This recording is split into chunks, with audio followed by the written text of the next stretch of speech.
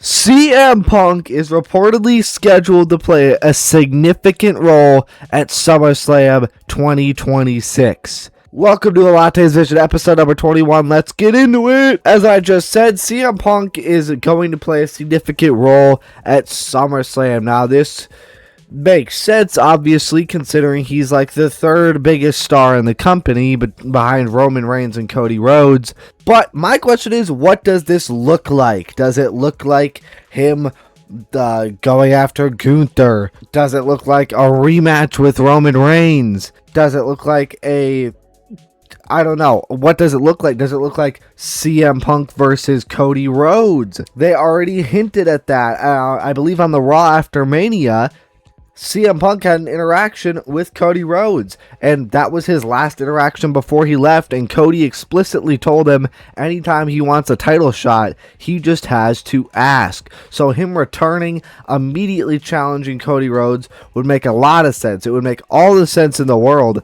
Just got beat by Roman Reigns, got brutally cheek clapped, and now wants to get his lick back by going after Cody Rhodes and winning the undisputed WWE Championship. And I think basically everybody expected this to probably be a WrestleMania 43 match. I thought there's definitely a possibility of it being a SummerSlam match, but I think we all expected WrestleMania 43 because that is just how big this match is. However, with SummerSlam just last year becoming 2 nights, becoming clearly the second biggest event of the year, on that WrestleMania level, we could absolutely do this match here and it would make sense. And this narrative fits in with him reportedly returning to SmackDown before July. And personally, even though I don't like Cody Rhodes and CM Punk isn't necessarily my favorite,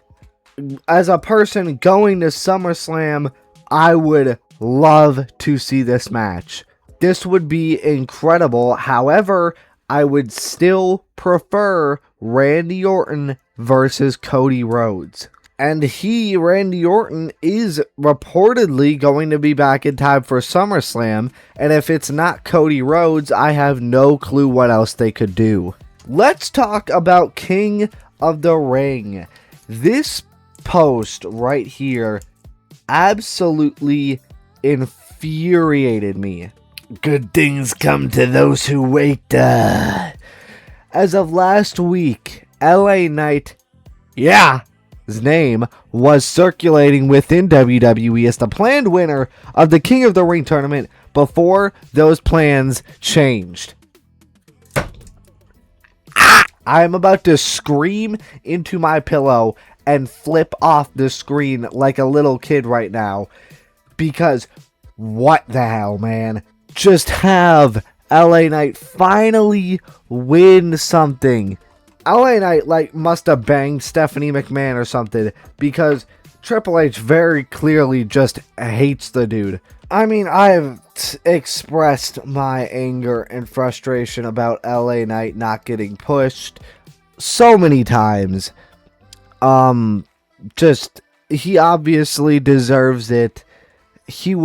It would have been amazing to see him as King of the Ring. It would have made complete sense for him to go after Roman Reigns. Hates Jey Uso, has major problems with everybody in the bloodline. It would have been an awesome narrative to tell, and interesting to see how the numbers game would play out, and how LA Knight would overcome that.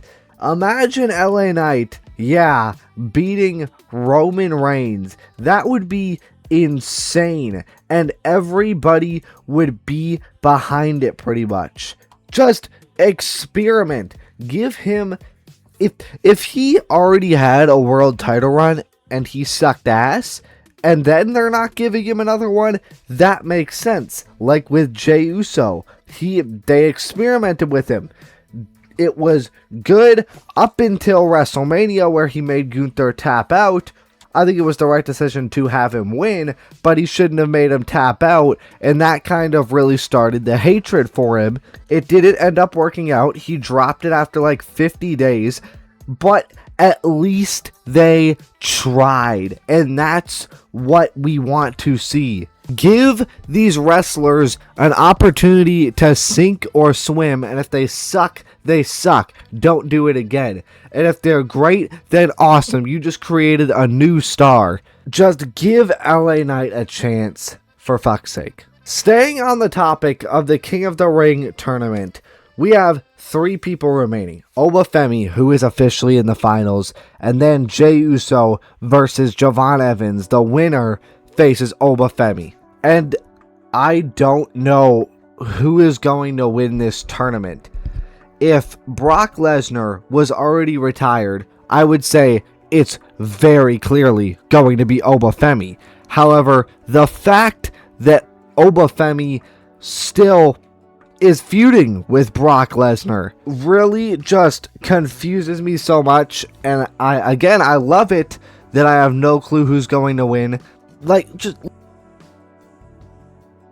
Let's go through the possible scenarios here. Alright, this is gonna be everyone's least favorite, but Jey Uso wins the King of the Ring tournament. We likely get Brock versus Oba at SummerSlam, and Jey likely challenges Cody. We've already seen Jey versus Roman. It wasn't very good. And I guess Jey, with this kind of new persona where he isn't just constantly yeeting, first of all, is far more interesting, but I guess it would be slightly less lame him having a feud with Cody Rhodes. I feel like they could actually have a really good feud, but it's not even close to the biggest match available, especially when you have options like Cody Rhodes versus Randy Orton and Cody Rhodes versus CM Punk on the table. It's just not a very good choice. And if Jey won, he would go to SmackDown and get separated from the bloodline, and it just doesn't really make that much sense. Javon Evans, let's say he beats Jey, he beats Oba with the help of Brock. We get Oba versus Brock at SummerSlam probably, and Javon Evans is challenging Cody Rhodes or Roman Reigns. I don't know who he would challenge out of those two. I would say probably Cody Rhodes. I feel like they would have a better feud. However, I just don't think Javon Evans is on that level yet of a Roman Reigns or a Cody Rhodes. I just don't think he's ready for that. I don't think he could hang with either of them on the mic. He could obviously hang with either of them in the ring, but the build I just don't think would be very good. And then the probably best option, maybe most intriguing I would say, is Obafemi just straight up winning King of the Ring.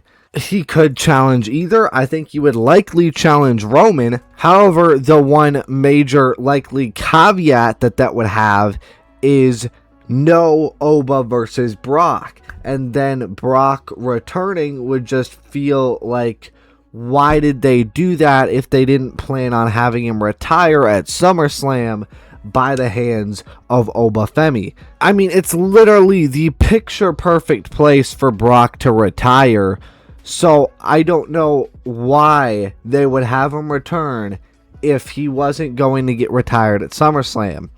If you don't do it at SummerSlam, when else are you going to do it? Are you going to wait till WrestleMania 43? I don't think a lot of people want to wait that long. Some solutions that I have seen people been throwing around is that he could challenge Roman. Oba could win King of the Ring, challenge Roman for the title on night 1, and then get costed by Brock, and then have Oba versus Brock as the main event of night 2. But that would imply that we don't have a main event going into the show, or a night 2 main event going into the show.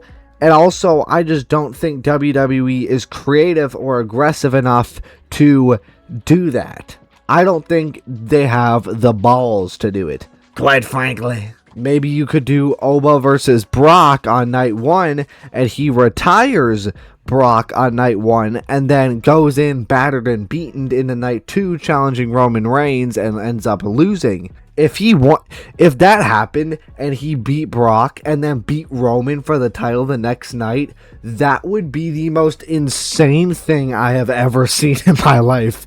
I guess that wouldn't be too bad. Maybe he could be fighting Brock and the Bloodline at the same time going into SummerSlam, because if we're getting Brock versus Oba and Oba versus Roman on the same PLE, I want both of them to have amazing builds. I don't want one of the builds to just be overshadowed because of the other one. Both of those matches deserve a long, incredible build. So that would be my one concern with that, is just not one of them or both of them, honestly, not getting a proper build. I really don't know, but I am absolutely in for the ride, and I cannot wait to see what happens with the King of the Ring tournament. Next thing we have to talk about is Drew McIntyre and SummerSlam. Apparently, Drew McIntyre is not returning in time for SummerSlam, and I really hope this isn't true. I mean, Drew is a huge star, and I would really want to see him at SummerSlam. Run back Drew versus Gunther. Why not? I mean, the dude was undisputed champion just a couple months ago, lost the title to Cody, and just fell off a cliff. I hope this isn't true. I hope he does end up returning in time. There are several people within WWE pushing for Chad Gable to have a prominent role at SummerSlam 2026 in his hometown of Minneapolis. And as he should. He just had literally one of the greatest matches in all of pro wrestling history. Not just WWE, not just AEW, not just AAA, in any company's history ever. He just had one of the greatest matches. The storytelling leading up to the match, the in-ring storytelling, how intense and real that it felt. Just everything down to a T was picture perfect in that El Grande Americano feud. Everybody has been wanting and clamoring for a Chad Gable push for years. They wanted Chad Gable to dethrone Gunther for the IC title, and he probably honestly should have, but he just hasn't yet. This is the most perfect possible time for a Chad Gable push, and if it doesn't happen now, it might not ever happen, honestly, because he is turning 40, I believe. Or maybe he already is 40. I'm not exactly sure. He might be turning 40 this year, or he already is 40. I don't know. But it's so clear cut and simple. Have him dethrone Penta at SummerSlam for the IC title. It's so obvious. It is such an easy story to do. It is not easy to mess this up.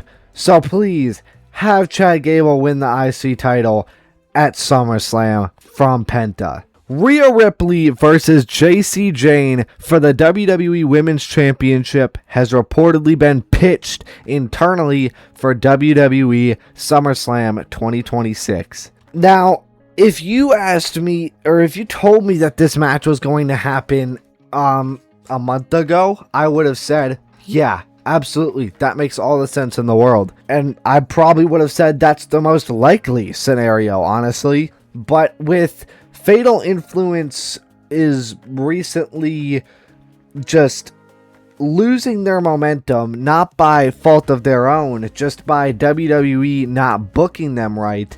I don't feel like this is going to happen. Don't get me wrong. I would love for this to happen. I honestly might even prefer this over Rhea versus Charlotte, or Rhea versus Jade, or a triple threat with Rhea, Jade, and Charlotte. And I would love to see JC Jane win if this match did happen, because it would make a huge new star. I mean, I don't think WWE expected Fatal Influence to be this over, and that's probably why they've been booked like shit now.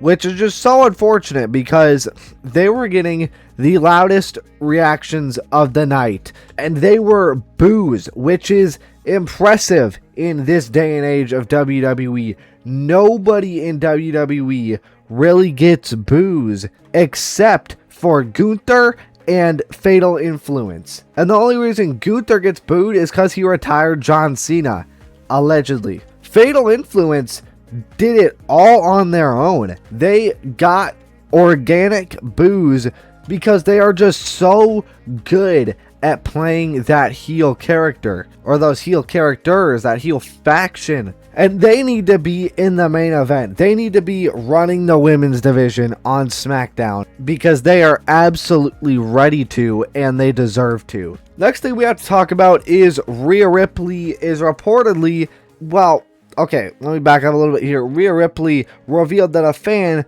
recently obtained her personal phone number and texted her asking her to meet because they couldn't afford to attend SmackDown. And over the years, there have been several times where people just showed up to her house. Here's the exact quote that she said, quote, "I get scared by fans all the time, especially when people walk up to my house and text me on my actual personal mobile phone. I won't say how, but someone found my phone number and they texted me the other day wanting me to see them because they couldn't make it to SmackDown. Like, there's no privacy from these people anywhere." It's just so unfortunate to see stuff like this. Some people just do not have a grasp on how to interact with other people, and people should not have to deal with this. Almost nobody deserves this. And the reason that I say almost is because there's people like Trump that exist. But nobody in the WWE deserves this. And it seems like it's always the women that are the victims. Fellas, do better. Come on. There is a difference between being a fan of someone and just straight up being a creep. This is being a creep. This is not being a fan. This is not okay. And this doesn't even just happen with wrestlers. This happens with streamers, with YouTubers, with other celebrities. People think that they are entitled to some sort of compensation or personal relationship because maybe they donated to a streamer or YouTuber one time. Maybe they met a celebrity one time. Maybe they saw Rhea Ripley at a wrestling show one time when like a couple months ago or something.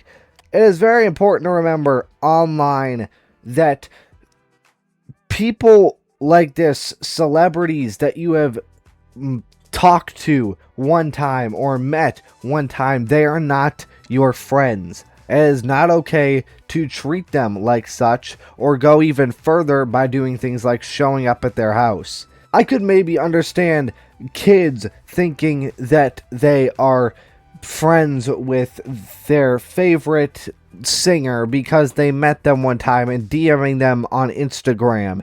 But these are grown-ass men and women showing up to another grown woman's house and scouring the internet for their personal phone number. It is truly pathetic. Don't be like these people. Always remember, just because you donate to someone, you talk to someone on streams, you meet them at a meet and greet, it does not mean that you are their friend, or that you owe them, or that they owe you anything. Staying on the topic of Rhea Ripley, following Rhea Ripley's injury, a knee injury, there has been significant shuffling regarding not only Rhea Ripley's direction, but also several of women on the WWE SmackDown roster. Multiple plans have been adjusted in the event that Ripley is sidelined for a significant period of time. We still don't know the severity of the knee injury. However, she was able to show up to SmackDown. She was able, I believe it was the week before last week, she was able to show up to SmackDown. She was able to walk. She was able to stand. So it's probably not like an ACL tear or something. Obviously hope she gets well as soon as possible, and they still haven't had her vacate the women's title just yet. However, the people that were in that main event scene have gone off to go do different things. For example, Jade Cargill, who was firmly in a feud with Rhea Ripley, has now seemingly started going after the Women's United States Championship and Tiffany Stratton. I really hope it's not something too bad, because this division was on fire with Rhea Ripley as champion. And it could have been fire without Rhea Ripley as champion. They just refused.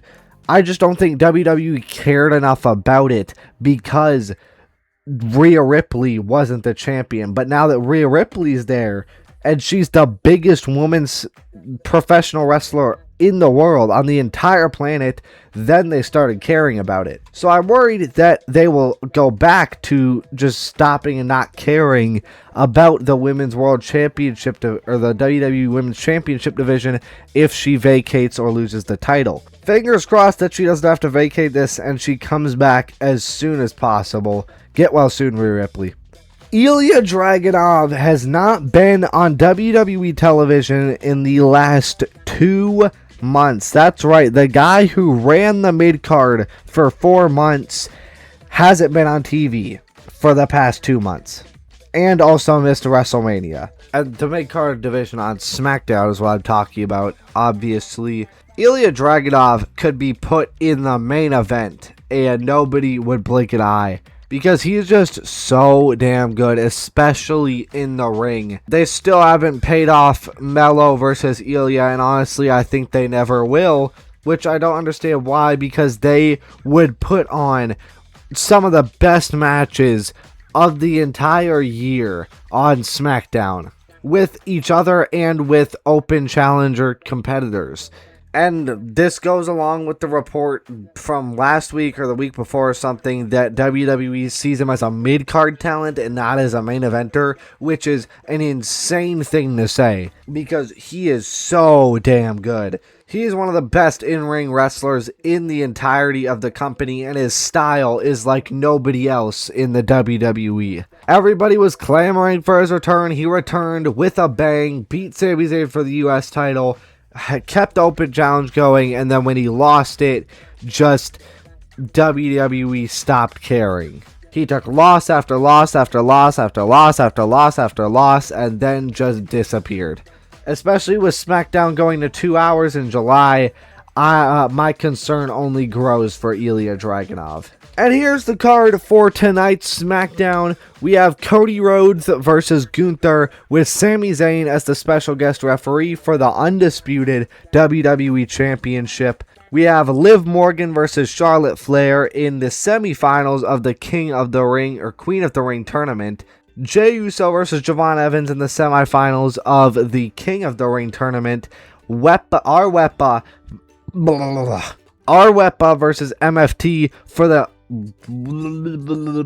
I can't talk. For the WWE Tag Team Championships, and Ricky Saints versus Carmelo Hayes for a US title shot at Night of Champions. This match right here, it's gonna cook, and I hope that it's Ricky Saints who wins and we end up getting Melo versus Melo.